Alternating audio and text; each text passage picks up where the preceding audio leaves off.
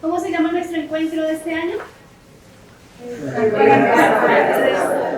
¿Cómo? Educar para restaurar. Educar para restaurar. Entonces, en nuestro título, en nuestro nombre, en nuestra insignia de trabajo, de encuentro y de compartir estos 3 días, pues iniciamos nuestro segundo día con un enriquecedor espacio de panel.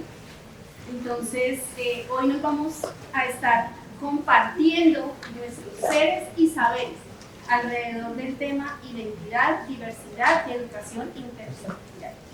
Quien les habla, Magda Reyes, hace parte del equipo de Educapaz desde que inició Educapaz en el 2017. He venido acompañando y transitando el caminar de Educapaz en diferentes territorios, entre ellos el Tolima, el Chocó, en una parte inicial cuando estuvimos en fase de transición. Estuve también acompañando Cali, Bogotá, Ibagué, y bueno, afortunadamente hace un par de años tímidamente me acerqué a la costa pacífica caucana y este año estoy acompañando de pleno y aprendiendo de ustedes, cada uno y cada una, este maravilloso tema de pensar la educación para nuestros niños, niñas, nuestros jóvenes en los territorios. Recordemos y tengamos presente que Colombia es multicultural y por eso la esencia que cada uno y cada una de ustedes aporta el día de hoy es una representación de esta Colombia diversa. Bienvenidos y bienvenidas. El día de hoy vamos a tener un panel de lujo y nos va a acompañar 5 grandes personas que han estado transitando por la etnoeducación en nuestro país. Pero no soy yo quien nos va a presentar. Le voy a ceder la palabra, la voz, a nuestro maestro Antonio Osorio, quien va a ser la persona que va a moderar el panel y va a dar la voz a las 5 personas que nos acompañarán el día de hoy, nutriendo y enriqueciendo y desde la generosidad compartiendo sus saberes. Nuestro maestro Antonio Osorio es maestro de la Normal Superior de Cartagena de Indias, estuvo allí desde el 2013 hasta el 2015, es magíster en educación, ha acompañado procesos de resignificación del TEI al PEC en Cartagena de Indias y es coautor de 4 libros, los cuales esperamos nos puedas compartir generosamente para continuar fortaleciendo nuestros saberes. Maestre, la voz es suya, por favor. Bueno, buenos días. Buenos días. Bueno, que muy chévere estar aquí con tanta gente. Bueno, por ahorita voy conociendo a Sole. Sole estuvo en Cartagena en un encuentro de escuelas normales por la paz. A Soneli le digo cariñosamente Sole. Y bueno, a los demás compañeros los voy a conocer hoy. Pero nos une el interés por la etnoeducación, lo que hemos trajinado todos los que estamos aquí alrededor de la etnoeducación. Y bueno, el título del panel que tiene que ver con identidad, diversidad y educación intercultural será lo que nos une. Entonces voy a llamar para que me acompañe primero. Ayer hubo una cosa que yo creo que todos notamos, la presencia de gente joven. Yo creo que es muy importante ese relevo generacional, no porque nosotros, los que ya tenemos más escalones en la vida, nos vamos a hacer a un lado, sino que vamos entregando este legado de una Colombia diversa, una Colombia que se comprende desde la multiculturalidad. Bueno, entonces lo que quiero hacer es, para el público, contextualizar alrededor de qué nos van a decir los panelistas. Lo que a mí me entregan aparecen 3 elementos que hacen parte del contexto de la conversación. ¿Cuál es el primer contexto? Bueno, entonces lo que quiero hacer es, para el público, contextualizar alrededor de qué nos van a decir los panelistas. Lo que a mí me entregan aparecen 3 elementos que hacen parte del contexto de la conversación. ¿Cuál es el primer contexto? Cuando yo lo leo, yo lo traduzco que aquí hay una pregunta acerca del maestro, en el quehacer político, en el quehacer pedagógico. O sea, yo creo que lo pedagógico y lo político van de la mano. Cómo tener una educación que celebre la diversidad étnica y racial en un país multicultural como el nuestro. Entonces, muy destacar que nosotros los maestros somos transformadores de realidades, muy seguramente ustedes lo son, porque hay maestros que se dedican simplemente a transmitir. Estoy seguro que ustedes en lo que nos van a contar hacen algo muy diferente, y es una educación que requiere precisamente de personas que hagan transformaciones. Lo segundo que aparece allí, este tema sí que es de discusión, el tema de los currículos. Mario Díaz Villa, a partir de algo que dijo Basil Bernstein hace rato, habló de los currículos agregados. ¿Se acuerdan que empezaban a meterle materias y materias y materias y materias? Y resulta que necesitamos un currículo integrado, y a mí me parece inclusive que deberíamos ya hablar de un currículo intercultural, ¿no? De un currículo que en la pregunta aparece cómo, ahí dice cómo incluir. Yo preferiría, en vez de incluir, porque incluir puede sonar como agregar, yo preferiría decir de qué manera logramos para la justicia social y para un currículo para la justicia social que tenga en cuenta los saberes propios, y que tenga en cuenta no solamente los saberes, sino los sabores y las sonoridades. El Ministerio de Cultura plantea la cosa por allí, los saberes, sabores, sonoridades, que entren a ser parte de lo que se le enseña a nuestras niñas y a nuestros niños, y que entre en diálogo con los saberes de la ciencia occidental. Miren que han prevalecido en la enseñanza estos contenidos que ya vienen hechos, y son desconocidos los saberes que los niños y las comunidades portan.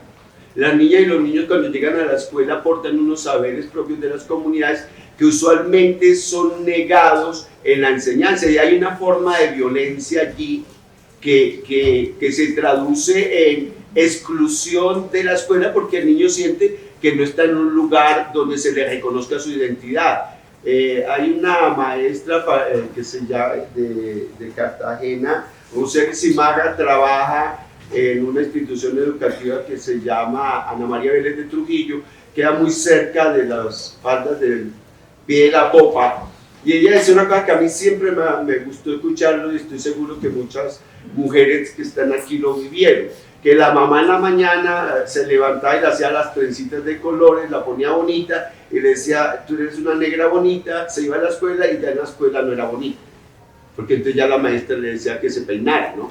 Entonces eso me parece que es parte de un desconocimiento de la identidad cultural y de las formas propias en que, vamos a decir, la belleza misma de cada cultura tiene que ser reconocida en la escuela.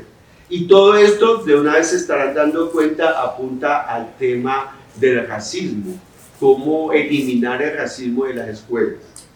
El tercer elemento que aparece como parte del contexto es el concepto de escuela. La escuela no es un lugar físico, por aquí ya aparecen los documentos.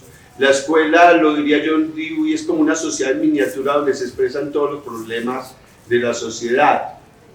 ¿Cómo hacer de la escuela un lugar donde se fomente la empatía, la ética, el cuidado, y se fomente también la dignidad humana, de tal manera que se pueda superar el racismo que todavía es muy vigente en Colombia? No quiero dar ejemplos porque son hasta dan como rabia que todavía suceda esto, pero sigue sucediendo. Este es el contexto del cual vamos a hablar. O sea, hay mucho de qué hablar, pero cada cual elegirá el lugar desde el cual piensa plantear sus ideas.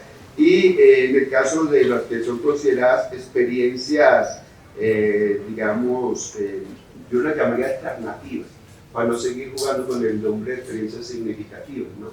No, yo creo que uno debería decir experiencias alterativas, las que alteran el orden, ¿no? Estamos muy acostumbrados a lo alterno, pero desde un discurso de colonial uno diría que serían experiencias otras, voces otras que nos permiten pensar una educación intercultural. Entonces, para la experiencia invitada, como que todo termina, comillas, por preguntar cómo ese trabajo que ustedes hacen contribuye a eliminar el racismo en la escuela en Colombia. Entonces yo le quiero dar la palabra primero a Gracie, de verdad, porque yo creo que tiene que ser muy simbólico que los jóvenes, ayer lo vimos en el panel inaugural, la chica yo creo que nos dé el nombre, así que te doy la palabra, Gracie. Muy buenos días a todos los presentes. Mi nombre es Gracie Palacios Guerrero. Tengo 21 años de edad. Soy estudiante de Derecho en la gloriosa Universidad Tecnológica de Chocó, Alma Mater de nosotros los chocuanos. ¿Y a qué me dedico básicamente? Soy la secretaria general de un movimiento sociopolítico llamado Relevo Juvenil. Y ustedes se preguntarán, ¿por qué Relevo Juvenil? Nosotros creamos este movimiento a raíz de las problemáticas que se evidencian en nuestro territorio. Nosotros dijimos, no nos podemos quedar quietos, no podemos permitir que estas iniquidades se sigan cometiendo en contra de nosotros los jóvenes. Así que, como grupo de amigos, decidimos sentarnos a organizar, no totales inexpertos en el área, pero tratamos de sacar diversas líneas en las cuales creeríamos que es importante que se tratara. Nosotros tenemos 5 líneas las cuales en las que nos centramos como movimiento, que es la educación, el medio ambiente, el deporte, el género y el último que en este momento se me escapa, pero la verdad nosotros tratamos de crear incidencia, no de la manera que lo harán ustedes de una manera un poco más formal, pero nosotros tratamos de crear conciencia en la juventud. Nosotros tenemos unas líneas que llevamos a las instituciones educativas. Dijimos, bueno, si nosotros tenemos buena relación con los directivos, ¿por qué ellos no nos podrían ser un espacio para nosotros llamar y crear conciencia desde las instituciones educativas? Ya que nosotros creemos que es un poco esencial en el que se debe de trabajar. Los jóvenes son como memorias vacías y nosotros vamos perdiendo en ellos conocimiento. Así que mediante lo que nosotros hacemos tratamos de crear espacios en el que ellos se sientan representados, que sientan que pueden llegar lejos y que no solamente las personas que están en los cargos van a ser las personas los mismos de siempre, sino que nosotras las personas afro también tenemos representación. Y si nosotros nos ponemos en el lugar de los espacios de representación, ellos van a querer seguir este modelo. Les hablo acerca de una de las actividades que nosotros estamos realizando en el mes de septiembre, precisamente, que es de la prevención al suicidio. La denominamos Septiembre Amarillo. Nosotros, para crear esa campaña, nos centramos porque se estuvieron presentando muchos casos de suicidio en la ciudad. Así que quisimos hablar con las instituciones educativas que nos cedieran el espacio para llevar a psicólogos y profesionales en el área para que pudieran tener cierta influencia entre los jóvenes. El resultado que arrojó ese experimento que nosotros hicimos fue bastante sorprendente porque desde las mismas instituciones educativas a los jóvenes se les invisibiliza en cuanto a temas de salud mental y todo lo relacionado con sus emociones. Así que ese es uno de los puntos esenciales que nosotros queríamos tratar. Otra de las líneas que nosotros abordamos fue en el mes del orgullo, que era de la diversidad, para que se sintieran los jóvenes incluidos, ya que hay diferentes orientaciones sexuales y obviamente es necesario que los jóvenes que se sienten excluidos de cierto modo sientan que no son ajenos a la sociedad y que hacen parte. También de la población, entre comillas, minoritaria, a las personas indígenas, que se sintieran también representados, que sintieran que su cultura no es ajena a la de nosotros y que sientan que se les respeta, se les incluye y se les valora por lo que ellos son. Sobre el tema, yo diría del empoderamiento que tú has logrado, porque lo que tú has hecho ya lleva varios años, no sé cuántos, son bastanticos me imagino, pero tú te encuentras con una situación inicial de la mujer negra y empiezas a mostrarle algo muy parecido a Fabio, cómo empoderar con las poblaciones negras, cómo empoderarlas a partir de un reconocimiento de su identidad cultural. Bueno, buenos días. Mi nombre es Soledad pues. Y trabajo en la normal con los chicos del programa de formación complementaria. ¿Qué hacemos nosotros en la normal? En la normal, en Guapi, es en Guapi el problema. Pero en la normal, pues, frente a una serie de estudios que fuimos realizando en unos procesos, con la venia de mi profe, nos dimos cuenta que nosotros teníamos problemas de identidad. Nosotros teníamos problemas de identidad y las normales en su reestructuración por mucha materia van creando, nosotros en Guapi creamos unos núcleos de aprendizaje. Entonces crearon Ser Colombiano y su entorno multicultural, teniendo en cuenta la ley 115 basada en la Constitución. Y el de pedagogía. Por mi materia me toca pedagogía, pero yo me calo en el de Ser Colombiano y su entorno multicultural. ¿Por qué? Porque ahí está donde a mí me gusta. Nosotros empezamos a ver, nosotros no los veíamos como seres negros, no los reconocíamos como hombres, mujeres, todas y todes, como dice la profe Araceli, negros. O sea, nosotros teníamos una imagen de una mujer muy diferente a la que realmente somos. Entonces, ¿qué empezamos a hacer? A trabajar. La primera línea fue la identidad. La identidad como hombre o mujer negra, con sus distintas variaciones de género, pero negro, considerándolos un ser negro. Tuvimos talleres de sensibilización con ayuda de otras entidades padrinas y madrinas que tuvimos, la Universidad de Cauca y todo. Empezamos a caminar. Empezamos con pasos lentos, muchos participaron, hicimos diplomados, cosas, para ir a aplicar.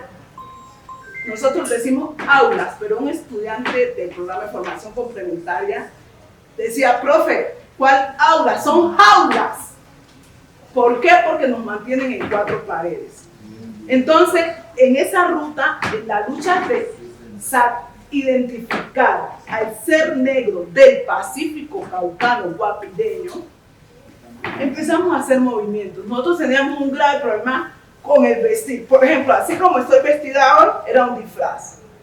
Era un disfraz que lo usamos el día de la afrocolombianidad. Entonces usted veía que las chicas se movían pensando, ay, profe, préstame un turbante, ay, profe, préstame un... ay, profe. Se empezó a trabajar esa línea, ya las chicas, usted, el día del grado ellos pueden comprar su traje afro y se visten chévere con su pelo afro. Sí tuvimos incidencia y problemáticas, por decirlo así, de diferencia de pensamiento en el colegio, porque muchas mujeres todavía creen que teniendo su pelo lacio son bellas, y que las que lo tenemos chontudo somos las feas. Pero vamos en ese proceso, es tanto así que hoy Guapi tiene mujeres, la gran mayoría usa su pelo natural, que en algunas se pongan trenzas, pero ellas se las ponen conscientes de que son negras del pelo duro, ¿sí? Y que es una parte de su ser. Eso ha sido un avance. Las chicas van con sus moñas bien chéveres, bien bonitas, y no se acomplejan más. Ay, ese pelo tan feo que lo tenés. ¿Cuál? Este es mi pelo. Ay, alisarte, no me voy a alisar. Ay, peinate, estoy peinada. O sea, ya ellas se reconocen esa parte, y en el vestuario también. Ese ha sido un avance logrado. ¿Qué sigue ahora?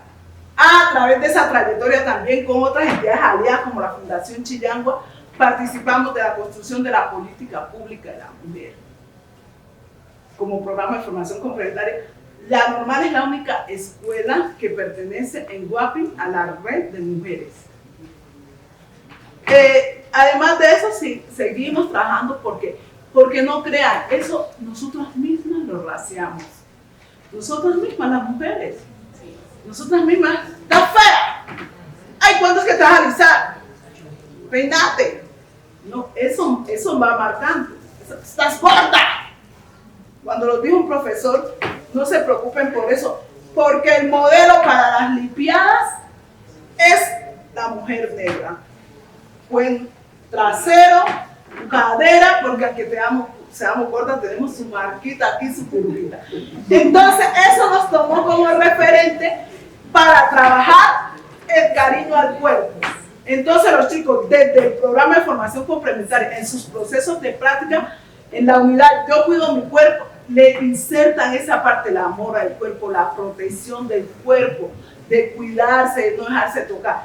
Todos esos elementos vamos, y de no dejarse afectar por ser negro, porque Colombia es un país pluriétnico y multicultural, entonces se sabe que hay distintas etnias y varias culturas.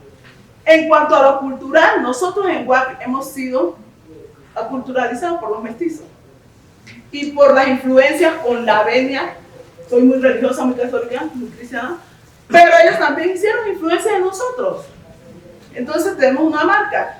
Y yo quería, cuando fui a Montes de María y tuve la oportunidad de ver en Mochuelo, yo vi a todos los porros del maestro Lucho Bermúdez y todos me lo sabían que el coro. Los que somos de la promoción, del 89 hacia abajo, sabemos que en música nosotros veíamos San Fernando, Colombia, tierra querida. ¿Estoy mintiendo? Porque eso era lo que el programa mandaba, que debían trabajar en música. ¿Qué hemos estado haciendo hoy en Guapi? Trabajar la música propia, sin olvidarlo de los demás. Entonces usted ve que en los desfiles, que es donde ahora, porque Guapi por su condición social ya no hace muchas cosas que hacía antes, en los desfiles ustedes ven, trabajamos la interculturalidad. Van unas danzas del Pacífico, pero también con los que más aliados tenemos es el Caribe, va una cumbia, o va un mapalé, ahí estamos trabajando la interculturalidad, ¿sí? Reconociendo lo de nosotros, pero también haciendo estudios de lo de otras partes. ¿Cómo hacemos nosotros para lo del racismo? El racismo es una cosa que daña mucho, y uno varias veces, aunque está en estos procesos, lo siente y uno se bajonea. No vamos a decir que no, porque uno cree que a estas alturas, en un país como Colombia, no se van a dar esas manifestaciones. Y en eventos tan sencillos como estos también uno los nota. Pero nosotros desde el colegio estamos haciendo la política de que nos aceptemos y nos valoremos. Porque cuando yo me acepto y me valoro tal y como soy, me reconozco, soy una mujer negra, piso firme y fuerte, la gente me empieza a respetar. Pero si yo misma me acongojo, me la montan, ustedes saben que eso es así. Entonces, ese es el trabajo que nosotros desde esa línea estamos haciendo. Es muy importante el reconocimiento. Ahora estamos buscando referentes. ¿Referentes para qué?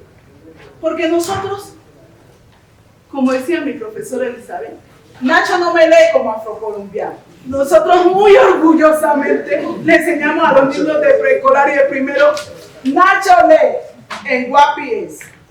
Nacho lee, y usted ve Nacho, no dice nada para una persona del Pacífico. Pero los hermanos del Nariño, que nos llevan años luces en estos procesos, tienen su PRETAN, que es su política pública para la educación, y ellos tienen una cartilla que se llama La Marimba. Ahí sí nos identificamos. Entonces, ¿qué estamos tratando? De implementar esos procesos, de hacer procesos de lectura y escritura con lo propio, utilizando la cultura como un pretexto para enseñar, utilizando las memorias vivas, salir de las jaulas y ir a los lugares donde está el sabio, la sabedora, que nos pueda indicar. Chillangua con nosotros hizo un ensayo muy bonito, nos llevó para hacer el rescate de la cocina tradicional, nos llevó las sabias y las sabedoras de la cocina tradicional a la escuela y formaron una escuela. Nosotros en la normal soñamos con tener una tienda. Caliche, disculpe, ¿cómo que se llama? El restaurante que soñamos. ¿En la normal? Sí. Una tienda, Dios. El nombre se me escapa, pero ¿cuál es el objeto de esa tienda? Rescatar la comida tradicional. Porque en Guapi los chicos y las chicas solo comen salchipapa. Salchipapa y gaseosa. Ellos no saben qué es una cancharina. Ellos no saben qué es un pasaboca. Ellos no saben qué es un pancoco. Son dulces propios de la región. Ellos no comen tapao. Ellos no comen sudado de piangua. ¿Qué va a comer? Salchipapa. Sí, y uno se prepara la lonchera con el huevito. No se lo come, llega a la casa. ¿Qué va a comer? Los de preescolar. Pañuri.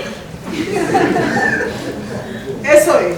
Entonces, ese es el trabajo que estamos haciendo en Guapi, porque ya los otros colegios también, yo he mirado que hacen trabajar por nuestra identidad. Cuando nosotros resolvamos esa situación, podemos lograr otras cosas. Gracias. Gracias, Sonia.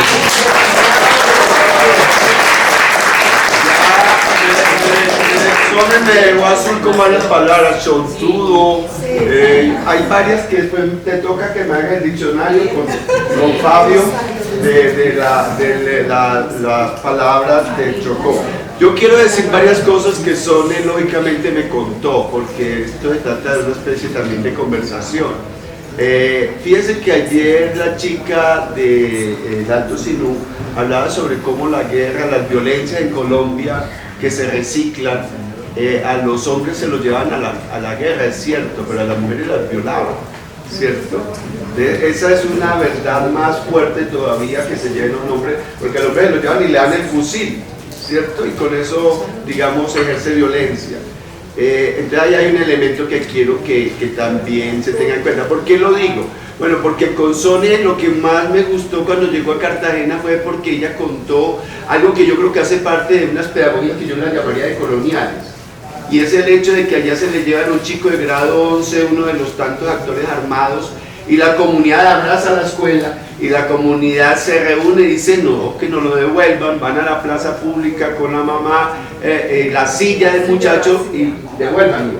Eso me pareció a mí muy simbólico. La escuela tiene que tener actos simbólicos de resistencia para que los violentos no crean que pueden hacer de la escuela su trinchera, que pueden ir a recoger a los hijos, a las niñas y a los niños y llevárselos. Yo creo que este país ya es capaz de hacer eso. Este país ya ha pasado por varios años en que nos escondimos y que ya no es justo que nos sigamos escondiendo. Y otro elemento que tocó el tema de comillas, los contenidos que entran a la escuela.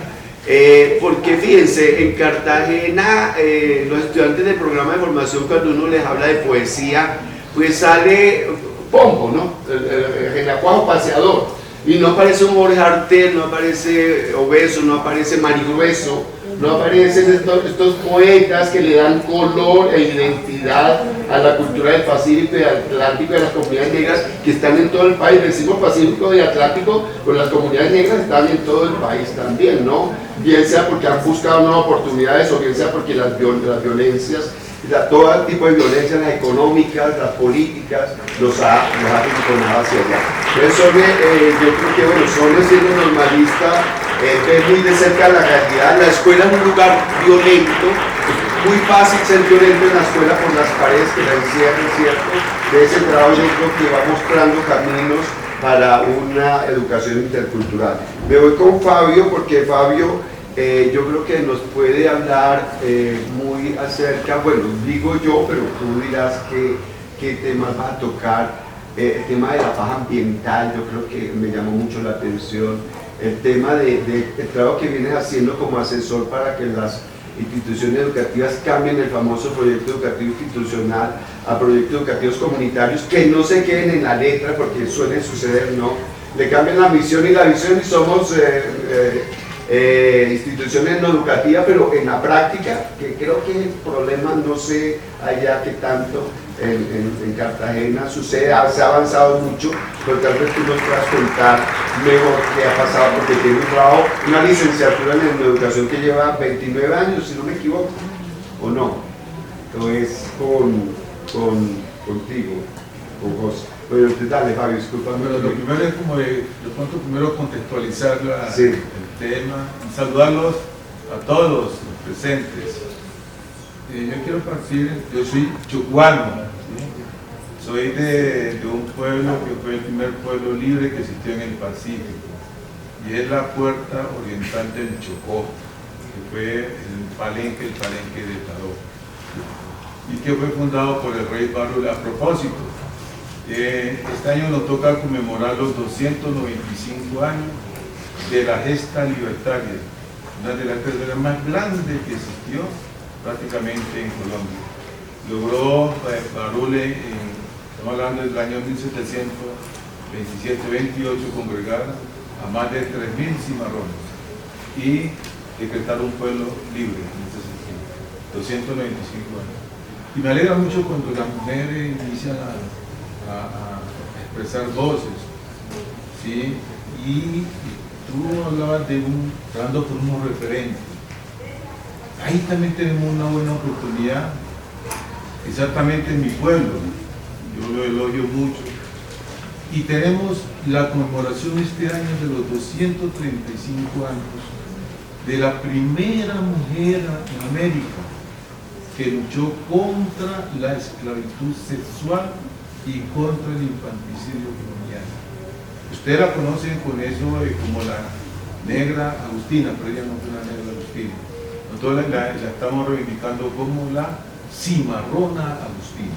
Es un personaje que vale la pena, ¿sí?, que lo tengamos como referente no regional, sino nacional e internacional. También uno de los propósitos que tiene que tener la academia es lo que uno logra sinceramente construir, convertirlo en un aporte para que se puedan continuar el proceso. Yo quiero más o menos compartir usted más adelante una de las producciones que he logrado, el libro sobre la educación afrocolombiana, y hace unos meses, hechos relevantes de la historia del Chocó, siglo XVII y siglo XVIII. Pueden conseguir toda la historia de Rey Barure y la cimarrona Agustina. Bueno, ahora sí, sobre el tema que estamos planteando, creo que estamos como refiriendo los tres componentes, ¿no es cierto? Sí. Más o menos como una sola. Yo parto que hoy hay una especie de moda del ministerio, de todo, y nos habla qué tipo de educación de entrada está así, qué tipo de educación se debe de plantear en medio de la diversidad. Desde ahí tengo una preocupación, tenemos una preocupación. Si es en medio de la diversidad, no puede haber una entrada de qué tipo. Volvemos nuevamente a una situación de centralizar la situación. Y ya lo que es la diversidad se pierde, ¿sí?, se hace a un lado. Y nos está proyectando es hacia la educación intercultural. Es el juego hoy en día, el discurso de lo intercultural. Y lo intercultural lo tienen como punto de partida y como punto final. Nosotros, por lo menos, yo abordo esa situación más bien en dos escenarios. Uno, en lo genérico, ¿sí?, que tiene que ver con el contexto de la nación. Sí, es importante que nosotros nos embarquemos en lo que es esa línea, ese constructo de lo que es la educación intercultural, pero la interculturalidad como un fin, no como un punto de partida. Para nosotros los pueblos afrodescendientes, negros, palenqueros, como queramos llamarlo, el punto de partida es más bien la intraculturalidad. ¿Sí? Es la intraculturalidad. Nosotros, para podernos poner en una situación de diálogo con la otra cultura, primero tenemos que tener un fortalecimiento nosotros. Y ese fortalecimiento implica lo que era lo primero, reconocimiento, recuperación, salvaguarda de todos esos elementos patrimoniales. No solamente en lo cultural, yo voy más allá, que sea en lo étnico, en la parte de la etnicidad, que es la parte más fundamental que tenemos nosotros, que nos permite definir unas identidades. Pero para nosotros como pueblos afros, no es tanto la preocupación de lo intercultural, no. Debe preocuparle a otro contexto de la diversidad de Colombia. Nosotros tenemos una condición connatural, ¿sí?, y es una educación que la venimos asumiendo como es la etnoeducación. ¿Sí? La etnoeducación. Y la educación para nosotros está mucho más allá que la educación intercultural. ¿Sí? Mucho más allá. ¿Y por qué está mucho más allá? Porque ella hay que entenderla no como una cátedra ni como un programa. Pensarlo así es un grave error. La educación hay que asumirla primero como un derecho connatural, que nace con nosotros. ¿Sí? En el contexto social político hay que asumirlo como un derecho fundamental que ya está reconocido como un derecho fundamental. Y es bienvenido la propuesta que está ahí en el proyecto de reformas de la educación, donde ya se plantea la educación como derecho fundamental y que los pueblos étnicos tienen ya el derecho a crear sus propios sistemas educativos. No digo que hay que darle cumplimiento al convenio 169 de la OIT. Y además de que sea un derecho fundamental, nosotros iniciemos todo lo que estemos aquí a entenderlo a comprender que la educación es un derecho. ¿Y quién está obligado a garantizar eso? El Estado. ¿Y quién debe de exigirlo? Somos nosotros que tenemos que exigir. No esperar que llegue el proceso. Y hay que también entender lo que es un sistema de atención a una población. Como derecho, como sistema, y además también tiene que ser un servicio público, no pueden privatizarlo de ninguna manera. La educación como tal sí tiene un componente que es lo intercultural, lógico que sí, ¿sí? Pero primero la intraculturalidad. Hay dos escenarios que por lo menos como desde la educación hemos contribuido a lo intercultural. Y ha sido a través de la ley 70, cuando se crea la CEAPRO, la Cátedra de Estudios Afrocolombianos. Fue con ese propósito. Mire que la cátedra no fue para fundamentarla en la educación, no, ya se enmarca más en unos estudios, ¿sí? De conocimientos, para que todo el conjunto del pueblo de Colombia tenga la posibilidad de conocer nuestra historia y a partir de conocernos, valorar eso, respetar y así puede generar una posibilidad de vida. Pero entonces uno mira, ¿qué tanto la interculturalidad ha podido avanzar desde ese marco de respeto y entender y comprender?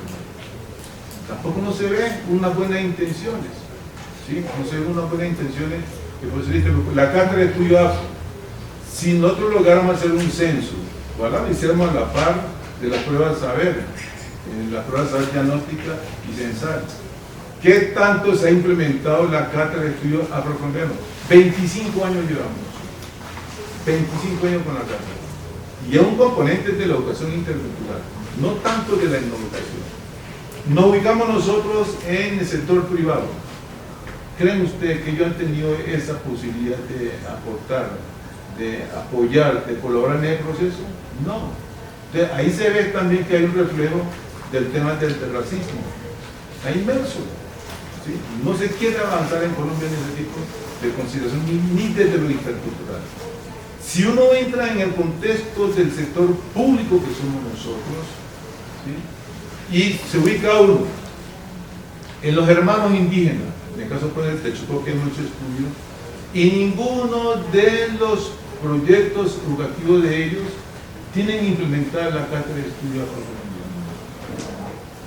Entonces estamos planteando, bueno, no hablemos de una educación intercultural, pero hablemos de una educación interétnica.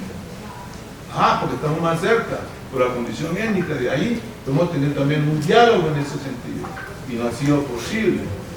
Ahora ubiquémonos dentro de nosotros mismos, ¿sí? Dentro de los mismos, las instituciones educativas afro, y creo, yo me atrevo a hacer un estimativo que el 60% de las instituciones educativas que atienden población afro tienen implementada la Cátedra de Estudios Afro, y si la tienen implementada en algunos niveles. Usted va al preescolar y es pocas instituciones que tienen implementada la cátedra, sino que la tienen hasta el grado noveno, y en la media como que no es posible en ese sentido. Y si uno va a la educación superior de la universidad, ha sido también un problema bien crítico. En la UNAM logramos, sí, a través de las licenciaturas de educación, con una lucha dura, y logramos que se pudiera implementar, implementar la cátedra de estudios afrocolombianos. ¿Qué necesitamos entonces? Tiene que haber una gran reforma etnoeducativa intercultural, a la par que se plantea la reforma de la educación, a la par también tiene que haber, eso debe ser una iniciativa. Yo me gustaba aquí que Farid hubiera estado presente, ella como asesora y como componente de la comisión pedagógica. Tiene que haber un proyecto que reforme, por un lado la educación y por otro lado la etnoeducación intercultural. ¿En qué sentido? Ese decreto 1122 tiene que tener un ajuste fuerte, ¿sí? Un ajuste fuerte que el ministerio se haga sentir con esa norma. Tiene que ser de obligatoriedad, no importa que sea el sector privado, pero tiene que cumplirse eso, ¿sí? No sé de qué manera, pero tiene que haber una disposición que obligue, que sea más eficiente. No, es posible que el gobierno nos plantean los foros educativos, desde lo municipal, departamental y nacional. Nosotros vamos ahí, sí, muy contentos y felices en medio de una situación muy diversa. Pero es que el espacio nuestro no se está implementando. El 1122 establece que se tienen que desarrollar los foros en lo educativo, desde lo municipal, departamental, y eso no ha sido posible. Entonces es un gobierno, un ministerio que no está asumiendo su responsabilidad pública. También necesitamos que el decreto 804, que es el que en parte reglamenta lo que es la ley general de la educación, establece, reglamenta la educación para los pueblos étnicos. Cuando hablamos de educación hay dos escenarios que es muy bueno tenerlo en cuenta. Nosotros como pueblos afro nos hemos quedado ahí en ese concepto técnico de la educación. No es malo, pero los indígenas ellos pasaron a otra concepto y hablan de educación propia. Pero uno entiende, para que no se confunda eso, ellos quieren tener su sistema muy independiente de lo afro. Y nosotros también estamos intencionando como tener nuestro propio lenguaje, y en muchos sectores hablamos ya de la afroeducación, ¿sí? De la afroeducación en ese sentido. Entonces, el decreto 804, mire, cuando se legisló, no reconoció la educación como un derecho fundamental. No. Hoy en día ya hay sentencias. Entonces, también el decreto 804 tiene que ser reformulado en ese sentido. Necesitamos que tengamos más o menos nuevas composiciones desde ese punto de vista. Y nosotros consideramos que uno de los instrumentos que puede ayudar en este proceso, que puede tener una gran incidencia y que se viene trabajando mucho en el Pacífico, aquí los compañeros han sido un estandarte en esa parte, que son las políticas públicas educativas interculturales. Son buenas, es un buen ejercicio. Lo que sucede es que esa tarea se la dieron a la Comisión Pedagógica Nacional, se la dieron desde el 2010. Y no pudo la Comisión Pedagógica con el Ministerio lograr en más de tanto tiempo formular la política. Y se comenzó fue al revés. El Ministerio inició a dar lineamientos sobre la Cátedra de Estudio Afro, lineamientos sobre la educación sin tener una política. Entonces hicieron las regiones. Dijeron, no señor, el proceso comienza desde el territorio. Iniciaron a formular política. Creo que ya más o menos la mayoría donde hay comisiones pedagógicas tienen un buen proceso de política. En el caso del Chocó, nosotros nos quedamos muy rezagados. Y solo fue a través de la sociedad civil, en el paro cívico del 2016-2017, fue que logramos exigir eso como una condición humana, ¿sí? Que se formulase un plan departamental de educación intercultural. Pero por eso teníamos que tener una política. Ya estamos en el proceso, ya se hizo la convalidación y está en el proceso más o menos para que pueda ser aprobado para la Asamblea. Entonces, pero esa política que hay más de 11, 15, 20 territorios en Colombia que tienen las políticas, pero no hay un acompañamiento, no hay un seguimiento sobre eso, no hay seguimiento. Nosotros necesitamos que este ministerio, que tiene contexto afro completamente, bueno, embarquen eso en la agenda, embarquen. Y si la función pedagógica no está en la parte funcional para eso, no sé, desde los territorios se busquen espacios participativos que apunten a cómo definir una estrategia para que esas políticas públicas tengan sinceramente su vigente. De lo contrario, van a quedar, se están agotando, se están debilitando, y a unos 5 o 6 años ese gran esfuerzo de la sociedad civil estaría prácticamente como perdido. Y aspiramos que por lo menos el decreto, el proyecto de ley que tiene que ver con el estatuto de docentes y educadores se convierta en una realidad, ¿sí? Mire, la Corte Constitucional dio la sentencia desde el 2016 y el gobierno de turno, Armando Bello, como dice uno, no quiere sinceramente cumplir con ese mandato. Ya supuestamente hubo una conciliación entre el Ministerio y la Comisión Consultiva, ¿no? El espacio consultivo, mejor dicho. Pero no ve uno que eso esté ya en la agenda de la iniciativa que tiene el gobierno, nuestro gobierno actual. Yo aspiraría que por lo menos, por eso aspiramos que París estuviese aquí y nos diga si eso ya está ahí y de pronto la bancada del pacto histórico va a asumir eso, o Francia Márquez eso lo tiene como legado de ella, los políticos, y vamos a andar sobre este tipo de situaciones. Por último, necesitamos nosotros que se requiere una reforma en normativa intercultural. Listo, gracias Fabio. Yo creo que ya van saliendo inclusive para las mesas de trabajo, lo que has dicho Fabio, ciertas recomendaciones para la política, ¿no? Yo quiero destacar varias cosas, Fabio, que tú planteaste. La primera, cuando Sone habla de referentes, y esa palabra es clave. Cuando revisábamos, uno revisa los PACE, no sé si eso habrá cambiado, para convertirlos en proyectos educativos, los referentes eran Vygotsky, Piaget, Brunner, y no había por ningún lado un referente de la que tú has dicho, Agustina, una cimarrona, que en la historia está. Y entonces me gusta mucho esto porque tenemos que buscar en la historia, no una historia más, sino una historia viva, que nos diga a las comunidades cómo tiene que ser una educación.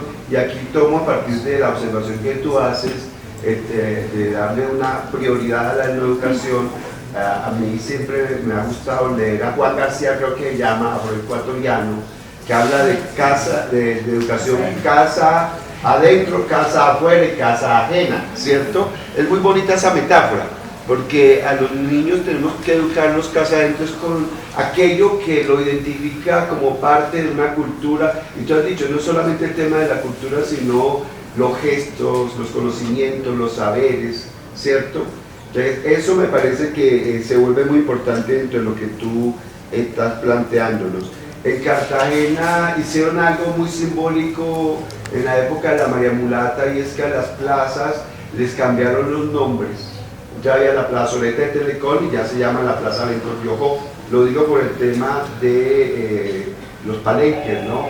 De que si no le damos los nombres a las cosas de acuerdo a una historia que ha pretendido ser borrada para colocar allí arriba a los españoles u otros, entonces resulta que nunca vamos a tener la forma de educar a niños y niñas que desde pequeñitos defiendan su propia etnia. Y estoy de acuerdo contigo de que ya tenemos que hablar de unos saberes étnicos y tenemos que dar el paso para unos saberes interétnicos, para que el diálogo se pueda dar de tú a tú, ¿no? De alguna manera los indígenas siempre se han mantenido allí como, nosotros no vamos a dejar que nos metan en la casa, ¿no? Con esa metáfora de casa afuera, casa ajena. Bueno, voy a pasar a Ángela María, porque cuando Ángela María, de pronto en lo que de pronto no hemos tocado aquí, los quienes han hablado, aunque se han medio tocado, ella promueve en Tumaco el tema de la oralidad. Yo siempre he dicho que ¿por qué el embeleco cuando llegan los maestros a enseñarle a los niños desde pequeños? Vamos a enseñarles a leer y a escribir y no enseñarles a hablar, no enseñar desde la oralidad o desde la oralitura, que me gusta mucho esa palabra. No sé si por ahí quieres hablar o por donde tú quieras. Muy buenos días.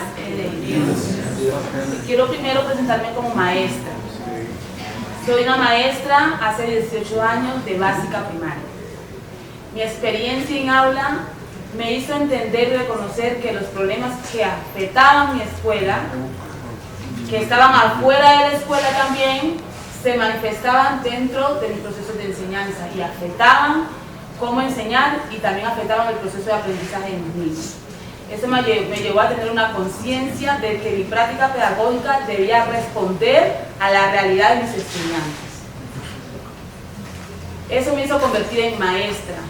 Yo no me reconozco más como docente, porque yo soy consciente de que mi práctica pedagógica debe trascender y afectar de alguna forma la dinámica de las personas que están alrededor de este escenario. Eso también me permitió atender y articular esas formas de vida, esas prácticas de vida, esas formas de ver el mundo de las personas de mi territorio en mi proceso de enseñanza. Ahí empecé a descubrir y a entender de qué se trataba la educación. Empecé a divagar y a investigar y a leer. No soy licenciada en educación. Me he formado como educadora a partir de la práctica y eso también se puede hacer. Empecé a enamorarme de mi historia porque me gradué sin conocer mi historia y me he comprometido en que eso no suceda más, y he empezado a llegar a otros escenarios para también generar conciencia de que nuestros estudiantes no pueden pasar su etapa escolar sin identificarse dentro de ese proceso de conocimiento. Identificar a la mamá, al abuelo, al sabedor, al rezandero dentro de ese proceso. Tiene que saber que es una décima cimarrona, cómo la décima cimarrona fue un instrumento de lucha, de resistencia, de resiliencia en nuestras comunidades. Debe conocer el aporte que han hecho nuestras comunidades a lo que hoy nos conocemos como colombianos. Entonces, para un poco responder a esa pregunta y a esa orientación que me haces, nosotros sabemos que somos muy buenos orales, habladores, pero ¿cómo hacer uso de esa riqueza para poder trascender y aportar a la escritura y también a esos procesos de expresión, haciendo uso de todas esas manifestaciones que hay en el territorio, pero la oralidad se convierte como en esa herramienta que empuja para poder articular todos los saberes, todas las tradiciones y también lo que viene de afuera, usarlo, pero también construir a partir de esa riqueza y ese poder que tenemos para también alimentarlo de afuera. O sea, no solamente lo de afuera nos alimenta, nosotros tenemos también mucho que aportarle y le hemos aportado a lo que hoy conocemos como Colombia y lo que hoy nos constituye como ser humano. También quisiera compartirles que para mí, desde mi perspectiva como educadora, poder hablar de una educación que minimice o que haga frente al racismo, es necesario que también comprendamos y cambiemos la perspectiva de lo que es en la educación, desde dos sectores, el concepto y la pertinencia. La educación se tiene que reconocer como un movimiento, un proceso político que nos permite a todas las comunidades, de forma legal, una educación que responda a las necesidades de nuestros estudiantes, que sea coherente con las realidades de nuestros niños y de los profesores, que nos permita construir de forma colectiva desde la construcción de los conocimientos, pero que ese conocimiento se represente y sea de interés a nuestros estudiantes. ¿Por qué nuestros estudiantes salen de la escuela? ¿Por qué están desertando? ¿Por qué nos están yendo de los territorios? Si es el mismo modelo educativo que estamos trabajando desde toda la historia, pero a nuestros estudiantes, nuestros territorios, nuestra calidad educativa y nuestros resultados, siempre estamos en el cordón rojo de Colombia. Siempre estamos por fuera de la media. Y eso también nos hace pensar que la educación es un proceso y una legislación que ha sido huérfana. A los estados anteriores, no voy a hablar de ese, a los estados anteriores no les ha interesado si nosotros aplicamos o no aplicamos la educación en nuestros territorios. Igual nos certifican como bachiller a nuestros estudiantes y si lo aplicamos bien y si no también. Usted la tiene, usted verá cómo la articulan en sus currículos. Entonces, eso debemos entender en la educación primero como un movimiento político que nos permite a nosotros construir. Y va de la mano con lo que decía con mi compañero, nosotros como comunidades debemos empezar a organizarnos y tenemos toda la legislación para hacerlo, solamente tenemos que organizarnos y empezar a pelear y alzar nuestra voz de forma unánime para poder que la educación sea una realidad. Segundo, la pertinencia. Las escuelas, la pandemia nos desvirtuó el concepto de un lugar cerrado. Todo escenario es un lugar de aprendizaje, es un lugar de enseñanza. Y los escenarios de enseñanza y aprendizaje son laboratorios de constantes interacciones, de experiencias religiosas, culturales, sociales. Nuestros niños llegan con todo, no podemos tener una sola aula donde todos los niños tengan el mismo tipo de experiencias. Aquí hay un laboratorio, aquí hay diferentes expresiones, experiencias sociales, amorosas, religiosas, de todo. Entonces, ¿la educación es un asunto solamente de las comunidades étnicas? No. La educación es un asunto de todos y para todos, porque todo Colombia, en cualquier escenario, encontramos diferentes laboratorios de expresiones. Entonces, cuando empecemos a entender eso, en Bogotá, en Medellín, empezamos a entender que esa política educativa me corresponde. Y en el aula de clase yo debo transformar para que nuestros niños en Bogotá, cuando vean al hombre afro, o al hombre indígena no vean a un hombre encadenado que miraron en los libros. Debemos reivindicar la historia, y no solamente debemos reivindicar la historia en las comunidades afro. La historia se tiene que reivindicar también en todos los escenarios. Entonces, para mí, para poder empezar a hacer frente al racismo, tenemos que hacer una transformación del concepto de una educación para que no se entienda que es para los negros o para los indígenas, es para todos los que estamos aquí. Y ahí nuestros niños, cuando estamos en Bogotá y corriendo, no sale la señora corriendo creyendo que le vamos a robar, porque entiende que ese afro, cuando vino de África, trajo un aporte al conocimiento de lo que hoy es como ministro, de lo que hoy somos como médicos, porque todo ese aporte que hemos tenido como comunidad es lo que nos tiene hoy como un país tan rico, un país que tenemos tantos recursos, un país que hemos podido, a pesar de toda la violencia, estamos de pie, tenemos grandes edificaciones, grandes avenidas. Entonces, cuando le enseñamos al niño que lo que somos hoy es un aporte de todos y que nuestros libros cambien y nos dejen de estar mostrando encadenados y lacerados, sino que nos muestren como reyes, como princesas, como sabios, investigadores que a pesar de no tener acceso a nada, entendieron y descubrieron en las plantas, investigaron qué era para sanar la culebra, qué era para la fiebre, y eso lo hicieron, y es un saber que le hemos aportado a este territorio. Entonces, desde ahí podemos hablar de que desde la educación se tiene que eliminar el racismo, cuando empezamos a entender la educación no como un asunto de otros, sino que de todos. Eso quería como... Bueno, gracias.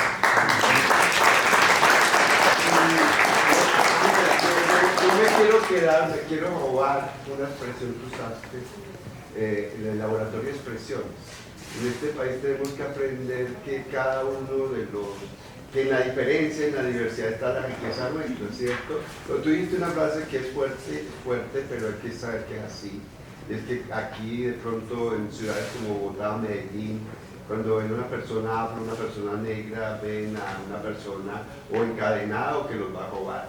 Y ese estereotipo hay que derrumbarlo, pero se derrumba desde esas acciones en que precisamente las comunidades negras ya están escalando este lugar político que se han ganado en este gobierno, vale la pena decirlo, es fruto de unas luchas en las comunidades. Creería yo, o creería yo no, a partir de lo que conozco en Cartagena, que creo que ocurrió en otra parte, y ahorita Fabio habló de las luchas de las comunidades negras fueron las que dieron lugar a la ley 70, ¿no? Y es a partir de ahí que aparece el tema de la educación, que no se puede tergiversar, por lo que acaba de decir muy bien Fabio, no puede irse a otro paso borrando lo que todavía hace falta, y tú lo has reiterado. Estamos en un camino, yo creo que muy interesante, de no sé si llamarlo reivindicaciones sociales, luchas por el reconocimiento, que ya empiezan a mostrar que hay una identidad y hay un compromiso, pero también se están ganando lugares de política, ¿no? Y ahí sí me voy con José Antonio, porque a José Antonio, y tú lo dijiste al final, dijiste la investigación, ¿no?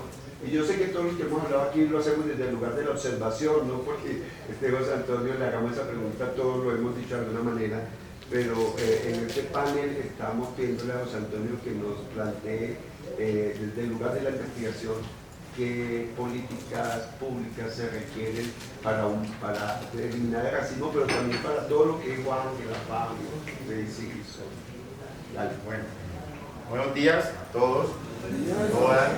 Realmente pues muy complacido de estar en este espacio compartiendo con amigos, colegas, con Sonel, que hemos estado en varios espacios, maestro Fabio Teodolindo, que he tenido la oportunidad de trabajar sus investigaciones, con las compañeras Daisy y Jan. Yo siempre también creo que este espacio es justamente para eso, para ir ampliando las redes de conocimiento y de diálogo. Bueno, yo primero pues también me ubico como docente.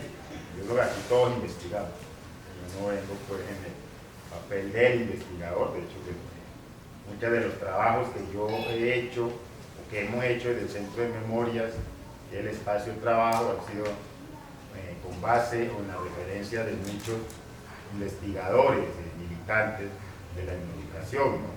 porque está aquí el maestro Fabio Teolindo, Napoleón Anaya, Jorge García, todo el trabajo de Palenque de San Basilio, Villa Robinson, porque creo que si hoy, en estos 30 años de Ley 70, nosotros podemos empezar a hacer ciertos balances, primero que habría que reconocer es que hay una tradición investigativa, de militancia política investigativa desde la educación, desde quienes la agenciaron como un movimiento social, un proyecto político, porque me parece que siempre debemos partir ahí. La educación, si bien es cierto, y una expresión de una política pública, una política de Estado, como parte de esos procesos de reconocimiento jurídico en el marco del multiculturalismo, su origen es una lucha.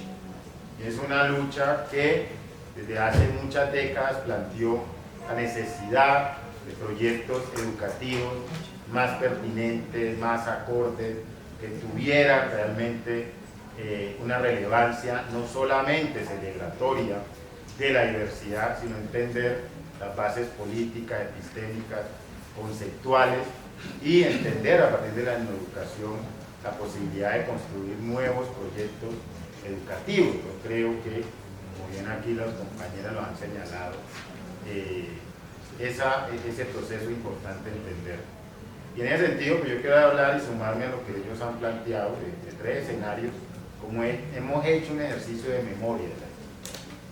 Primero es que indudablemente pues la educación surgió, como muchos lo podrían denominar, una política cultural, es decir, entendiendo esto como las reivindicaciones de un movimiento que, si bien es cierto, tiene cierta relevancia o mayor reconocimiento de los años 90, es una lucha que viene desde finales del siglo XIX por lo menos, que podemos datarla en hechos, hitos históricos, ¿sí?, de mucha gente que se organizó de los años 20, 30, 40, el Club Negro de Colombia, Zapata Olivella, Diego Luis Córdoba, Natanael Díaz. Si bien es cierto, no hablaban de educación, planteaban ya una interpelación a un sistema educativo que negaba la presencia, los conocimientos de estas poblaciones. Lo podemos ver en los años 40, 50, también toda una lucha por la reivindicación del folclore, no solamente como un asunto culturalista, sino también como una política para el Estado y para la nación, y por supuesto todos los congresos y seminarios que vamos a encontrar en los años 70, 80, hasta la emergencia, lo que podríamos denominar un movimiento pedagógico más consolidado en los años 90. Un segundo escenario es cómo esas luchas, cómo esas reivindicaciones, cómo esas organizaciones se transforman en una política pública. Por supuesto, una política pública, todos sabemos que se dialoga y se concerta con el Estado, teniendo que el Estado es el garante de los derechos de los ciudadanos y de las ciudadanas, y justamente frente a un Estado que históricamente, ¿sí?, ha negado, no ha reconocido, no ha sido garante de muchos derechos básicos y fundamentales, mucho menos de los derechos en perspectiva cultural, entra para mí la educación. Y lo que el maestro Fabio Teolindo mostraba, efectivamente hay un campo legislativo, normativo, la cátedra de estudios, el decreto 804, el concurso docente, que efectivamente creo que hoy requieren de una evaluación para entender qué tanto se logró, ¿sí?, qué tanto se conquistó, pero también entender sus deficiencias, ¿cierto? Qué es lo que ciertamente se debe superar, ¿no? Y había que hablar con los viejos comisionados, por qué, por ejemplo, decidieron que el concurso afrocolombiano, como una expresión de esa política, fuera abierto, ¿no?, y no fuera de pronto cerrado a los territorios. Esos son asuntos que seguramente quienes han sido protagonistas de excepción de esos procesos y mirando con la retrospectiva del tiempo nos puedan decir también por qué se pensó eso en ese momento. Yo creo, desde mi punto de vista, que los avances que se lograron son importantes, han tenido unos impactos que, si bien es cierto, no todavía generalizados, pero el hecho de que hoy hablemos por lo menos de educación antirracista, que hablemos de educación mismo, de lo que hacía la maestra Sonel, de que las mujeres reafirmen su subjetividad a través del cabello, de su estética, ¿sí? Que tengamos estos debates que seguramente hace 50 años no eran posibles. Es también el producto de unos esfuerzos colectivos que se manifiestan indudablemente en cada localidad, porque toda política y toda norma se apropia, y se apropia de acuerdo a un contexto, a cómo se entiende. Pero me parece que justamente hoy se requiere mirar, y en el marco de este gobierno, donde por primera vez tenemos una presencia fuerte de miembros de las comunidades, personas afrocolombianas, y por la propuesta que se plantea, pues indudablemente se hace necesario un diálogo que también comprometa, y a eso es un tercer ámbito de la educación, y retomo el concepto que Elizabeth Castillo ha denominado la educación universitaria. Y eso, ¿por qué para mí es importante? Porque efectivamente lo que hacemos en la universidad no es la educación que se hace en la universidad. Lo que hacemos en la universidad es casi que un ejercicio de transposición didáctica de unos conocimientos, de unos valores, de una epistemología, de unos referentes, ¿sí? Que se van acumulando en un conjunto de conocimientos que están dispersos, a los cuales hay que irlos a buscar casi como un ejercicio de arqueología, porque no estamos, porque no hacen parte de las editoriales, porque no hacen parte de los textos con los que trabajan los ministerios de educación, y casi que siguen siendo archivos muy dispersos a los cuales, o quienes tenemos toda esa intención, esa vocación de enseñar eso que se produce y que sigue siendo marginal en las políticas del conocimiento, tenemos que irlos casi que a rebuscar. A mí me parece que también parte de esa política debería plantearse también las políticas de producción y las políticas editoriales y de circulación de tantos documentos, tantos textos, tantos materiales que se hacen justamente por fuera de las políticas oficiales, como parte de una manera de que ese conocimiento circule. Porque es que no basta nombrar una calle, ¿cierto?, que es una referencia para toda una sociedad, llamarla Benco-Piojo, cuando eso no se vuelve un objeto de discusión y reflexión permanente y sistemática. De hecho, se puede nombrar, pero seguramente la mayoría de gente todavía no sabe que siquiera eso se llama Benco-Piojo. Entonces, podemos quitar el muro de Belalcázar, del morro de Popayán, pues la gente lo va a seguir llamando, ¿cierto?, el morro de Belalcázar, porque si no hay también un ejercicio de pedagogía de la memoria, y una pedagogía de la memoria es un ejercicio concreto, permanente, en el aula, y lo que implica también en el contorno educativo y escolar, pues realmente estaríamos simplemente cambiando unos nombres que quedan en el marco, en el escenario de una política, pero que no tiene incidencia en la vida concreta y cotidiana. Parte del ejercicio del autorreconocimiento es eso. Nosotros siempre hemos sido, como programa de licenciatura, muy enfático en que no hablamos ni de educación propia ni de la educación de los territorios, porque eso creemos y estamos convencidos que se hace en los territorios. Lo casa adentro, la educación intraétnica, ¿sí?, que son procesos que lo hacen los sujetos de su entorno. Medianamente la universidad puede contribuir, colaborar, ¿sí?, hacer ejercicios de formación pedagógico, que es nuestra labor, y entonces ahí entramos justamente a mirar cómo desde la formación docente se puede hacer una práctica etnoeducativa, ya sea intercultural, que es un ejercicio que hoy está en profundos debates. Comparto los planteamientos del maestro Mario Tegolindo, digamos, la interculturalidad, como la hemos entendido en América Latina, pues obvio el tema negro, el tema afro, y por ejemplo no ha hablado del racismo, que es un asunto fundamental para entender hoy. Lo que hacemos es como desde ahí en los currículos abordar la perspectiva del racismo, porque también entendemos que la etnicidad no se puede entender solo como un asunto de los grupos étnicos, como están definidos en la Constitución.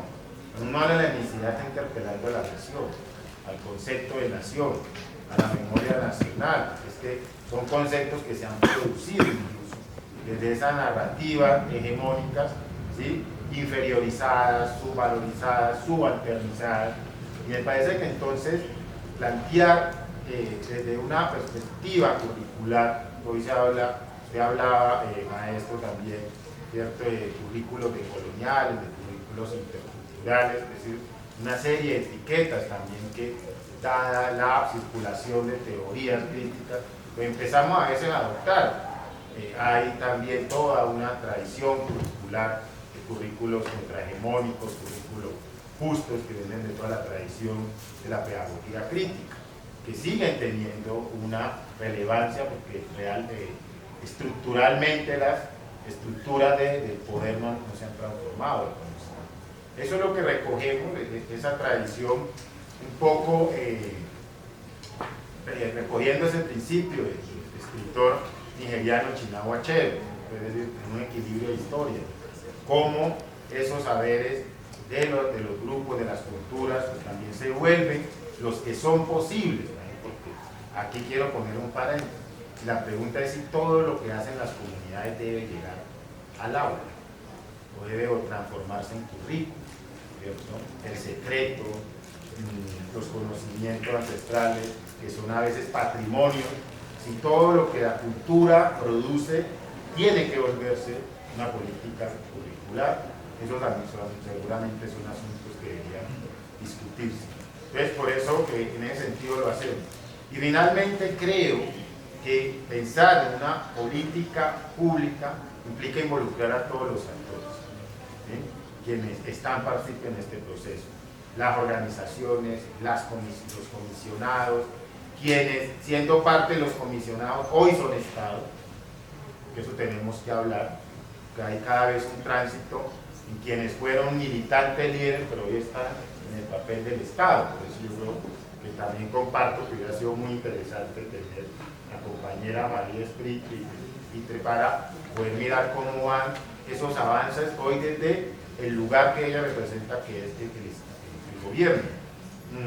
Las ONGs, creo que justamente en estos espacios pues, se convoca una serie de actores, y también las universidades. Muchas veces es que las universidades no, porque no hacen eso. Hubo gente que apropió la educación y la volvió unos programas. Entonces, hay una verdadera política integral que implica pensar cómo ese concepto, esa frase y esa política ha sido apropiada ya en estos casi 30 años para mirar realmente en qué convergen todas esas experiencias y seguramente en qué nos distanciamos. Los conceptos unifican, pero las prácticas son diversas. Y me parece que ahí pues, está un reto en entender que efectivamente el derecho, el reconocimiento es una parte, pero también hay una cantidad de experiencias que se realizan en una distinta forma de apropiación. Termino con esta frase. Hay una socióloga que dice que el derecho no logra resolver el significado de la igualdad para aquellos que la sociedad considera diferente. Creo que hemos avanzado, pero antes del derecho, las diferencias como inferiorización de las poblaciones negras se construyeron hace muchos siglos. Y esa es un reto mucho más fuerte para hablar realmente de una cultura de paz donde el racismo como parte de esas diferencias históricas tenga un lugar central para una sociedad realmente. Gracias.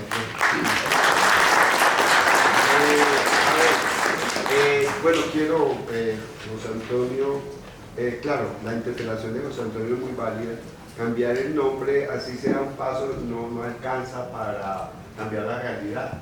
De hecho, todo el mundo sigue reconociéndola como la plazoleta de Telecom, y de hecho la imagen de Bencos pues es invisibilizada todavía como imagen, ¿no? Como estatua allí, porque la que está en el centro, en la Plaza de la Aduana, es la de Pedro Heredia. Allá sigue reinando todavía esa imagen y tiene una fuerza todavía en el modo de ser de los cartageneros, que digamos vivimos como todavía en una especie de colonia, ¿no?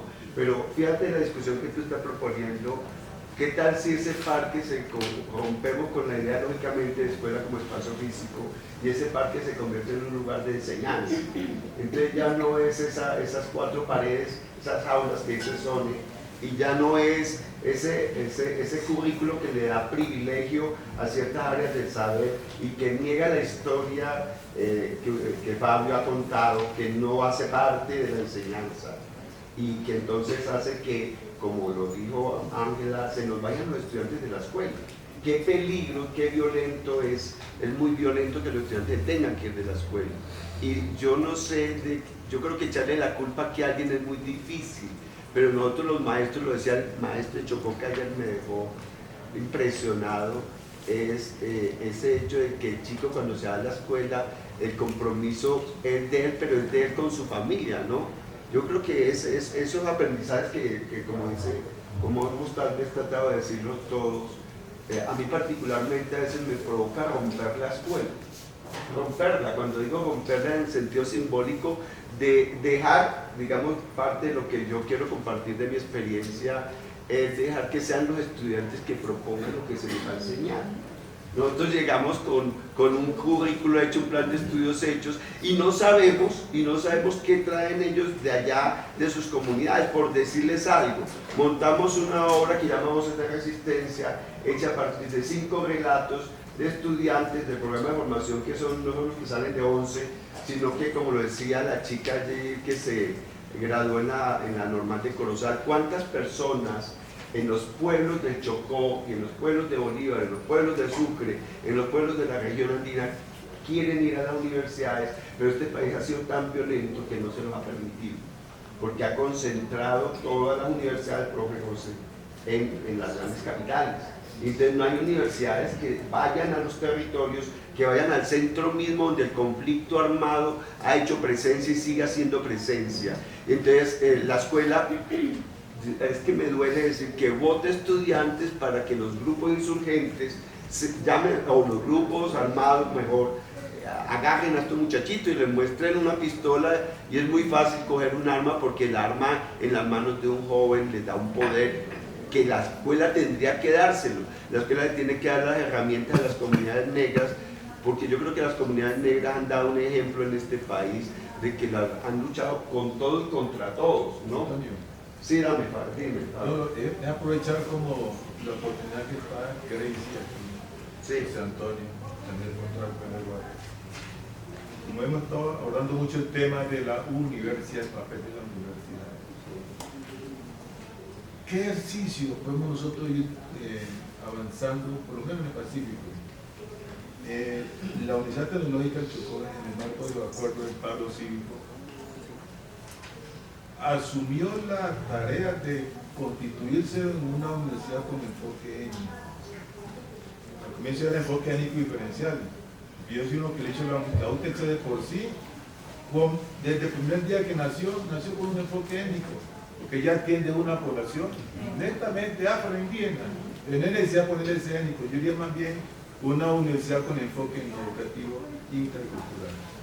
Pero había la discusión era, algunos compañeros del comité cívico, que tiene que ser a través de una ley para que se le reconozca. Y nosotros mantenemos, no, tiene que primero haber un autorreconocimiento. Pero para eso la UTC sola no puede ir avanzando en esta dinámica nacional. José Antonio, la Universidad de Cauca, que también debe constituirse en una universidad, la Universidad de Cartagena, la Universidad del Pacífico. Tú lo decías, la educación tiene que ser, no constituir, sino estar alimentada como un movimiento político. Y ahí la propuesta cómo se crea la red de universidades, ¿sí?, afros a nivel del país. Pero estamos muy dispersos. ¿Qué posibilidad hay, José Antonio, que está hace parte, absolutamente chino, que también pudiéramos nosotros en estas reflexiones ir acomodando esos nuevos elementos de pensar? Y por último es que el tema del racismo, a mí me tengo una gran preocupación, que le estamos dando una gran responsabilidad a la escuela para que combata el racismo, a que lo destruya el 100%. Ojo con eso. Eso va a ser un imposible. El racismo es inherente al sistema capitalista esto no lo podemos transformar ni podemos darle esa tarea a la escuela.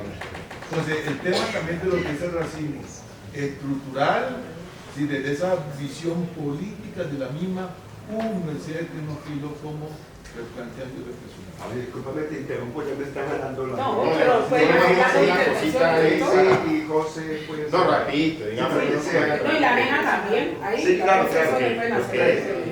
Hace 15 días hubo un paro en la Universidad del Cauca por este tema de la gratuidad, que no sé, y los estudiantes encadenaron que pedían la presencia de la ministra, fue la ministra. Finalmente, nosotros conversando con algunos del movimiento estudiantil, decíamos, hay que pensar o repensar también toda esta política, esta reforma de educación. Es que no podemos seguir con una política donde casi 70% de los recursos se dan para las universidades del centro. Universidades que están en territorios de conflicto, la del Cauca, la del Chocó, la del Pacífico, pues no pueden tener los mismos niveles de recursos, de funcionamientos que se hacen de acá, porque si uno se pone nomás a ver el costo de formar y de educar a un estudiante de una región donde no hay conectividad, donde hay violencia, donde hay conflicto, no es igual. Entonces, mientras también no haya realmente ese viejo sueño de que la política educativa sea contextualizada y territorial, y eso no es simplemente en transformar los currículos, darle la visión o la vocación, sino que tenemos que hablar con claridad, tiene que ver con los asuntos de los recursos para el funcionamiento. Entonces no puede ser que todavía en una política centralizada como la que tenemos, sigan funcionando las universidades con los mismos recursos, donde hay una cantidad de contingencias que no la tienen la universidad, ni la nacional, ni la de Antioquia, ni la del Valle. Entonces me parece que si ese foco no se empieza a revisar con seriedad, por un lado, pues digamos, va a ser difícil. Y lo otro es que también nos falta a nosotros como universidades que estamos en esos territorios, establecer diálogos directos. A veces pretendemos también que todo venga del centro allá y no establecemos esos vínculos, esos diálogos que tenemos que hacer. Porque es que, claro, hay muchas universidades que están en los territorios. ¿Cuál es su enfoque? ¿Cuál es su enfoque? ¿Qué es lo que están planteando? Yo cuento una experiencia. Yo fui profesor de la Universidad del Pacífico, de sociología. Y cuando entré a la... no es una crítica, es un diálogo muy ameno que todos los sociólogos que tenían eran los sociólogos blancos. Sí, yo leí un artículo de Estado Hugo. Se enseña, por ejemplo, la sociología de Hugo no se enseña. Es trasladar el centro al margen con las condiciones de una marginalidad construida históricamente, pedir resultados iguales en condiciones diferentes, desiguales. Cada uno de los que estamos aquí somos producto de las luchas constantes de nuestros ancestros. Y si bien la Ley 70 nació para reivindicar y reconocer a cada una de las comunidades asentadas en los territorios, nos dejó algo muy importante que fue las cátedras de educación. En las instituciones educativas, y lo hablo desde mi experiencia, la universidad tiene un enfoque ambiental y hasta cierto punto de un enfoque étnico. Pero nosotros los estudiantes no vemos que las cátedras de educación sean enriquecedoras, porque son más que todo imposición. Son supremamente aburridas porque no llenan las expectativas de nosotros. No nos sentimos representados porque quieren es que nosotros aprendamos, pero no nos están formando en que cojamos esa cultura que nosotros tenemos y nos apropiemos de ella. Que ese sentido de pertenencia que tenemos por esos conocimientos de nuestros antepasados, nosotros los tomemos como propios. Si supieran la importancia que tiene conocer la historia de nuestros antepasados, sería importante que nosotros empezáramos a ver o tener una cosmovisión diferente del mundo. Si bien nosotros hemos construido la historia de este país, eso no puede ser desconocido por nadie, porque nuestra cultura ha sido rica ha fortalecido las bases de este país. Nosotros los jóvenes no vemos eso. Nosotros no vemos la importancia que tenemos dentro de nuestros territorios y la cultura se está perdiendo. Ahí, a través de las redes sociales y todos los medios, se está invisibilizando lo que somos nosotros. Nosotros estamos apropiándonos de otras culturas, dejando de un lado nuestra rica tradición, nuestra cultura y todo lo que conlleva con ella. Gracias, Gracie. Sole cierra el panel. Bueno, para contestarle al profe, quiero decirle que nosotros, a través del proceso que llevamos con Educapá, estamos ya empezando a hacer un piloto. Tenemos el compromiso ético y moral de conformar la red de normales del Pacífico. No sé si estará permitido que dentro de ese espacio lleguen las universidades, que sería chévere. Y decirles que nosotros desde la normal tenemos el título de, damos el título de maestro en educador. Pero también yo quiero resaltar unas falencias que ha tenido los procesos de educación. El ministerio, cuando manda a capacitar, no manda a un educador, me perdonan, no es racismo, negro, manda a una persona blanca que nos venga a hablar de nosotros. La verdad, yo vine a comprender los procesos de educación e interculturalidad, si no estoy mal, en el 2016, 17, cuando entré en un proceso con la Universidad del Cauca, porque ahí tuve mi maestro, gracias a Dios, el profe José, que él sí nos habló claro frente a lo que era. De hecho, pues, compañeros, compañeras, todas, todos y todas, esperamos que este panel haya sido de importancia para ustedes y que les haya llenado alguna de esas dudas que tenían. Pues estos espacios siempre son muy cortos, de educación podríamos hablar todo el día y seguir todo, porque es el trabajo que estamos haciendo.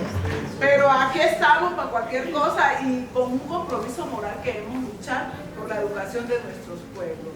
Bueno, muchas gracias al público, gracias Fabio, gracias Roger, gracias. Estamos preparados para